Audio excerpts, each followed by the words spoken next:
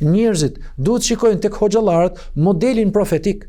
Nëse ne nuk flasim me konceptet profetike, nëse ne nuk bëjmë qasjen e duhur që figura e profetit të jetë në jetën tonë, atëherë këshillat tona nga një herë mund të jetë në rritje të investimit që i bëjnë vetvetes time apo që i bëjnë ai tjetër vetvetes tyre. Jo, ne duhet të ftojmë me sinqeritet islamin.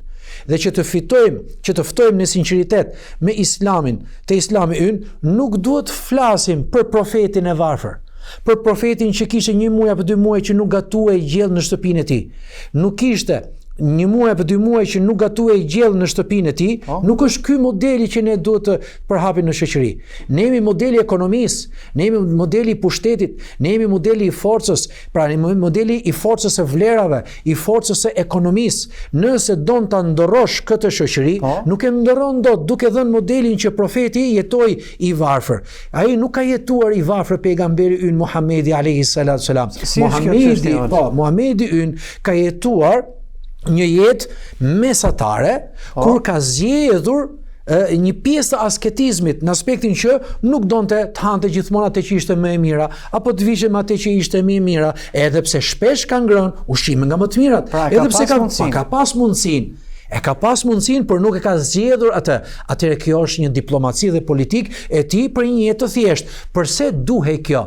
Që mos të akuzohej që ky njeri është në një mision për vetveten e tij dhe jo për Zotin që e çoi.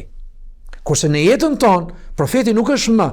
Atëherë modeli i tij duhet të jetë modeli i suksesit. Dhe modeli i suksesit është modeli i vlerave, modeli i të qenurit mëkëmbës i Zotit në tokë dhe të jesh mëkëmbës i Zotit në tokë, duke marrë si model profetit ton Muhammedin alayhi salatu wasalam, bëjmë pyetjen, çfarë bëri profeti Muhammed alayhi salatu wasalam për 23 vjet profeci? Erdhi i vetëm, e besoi bashkëshortja e tij. Pastaj shoku më i ngushtë, por ishte edhe nga farefisi, nga fëmijët, ishte Aliu radiallahu anhu, këto ishin muslimanët e parë. Pastaj këta u bën 30, 40, 50, 60, sot bota ka 2 miliard musliman. Mirë po, sa ishte gjallë, çfarë arriti pejgamberi sallallahu alajhi wasallam? Ai bëri të mundur që e gjithë idhujtaria të shbëhej, të largohej nga gadishulli arab, jo vetëm në Mekë, në të gjithë gadishullin arabik. Çfarë do të thotë kjo?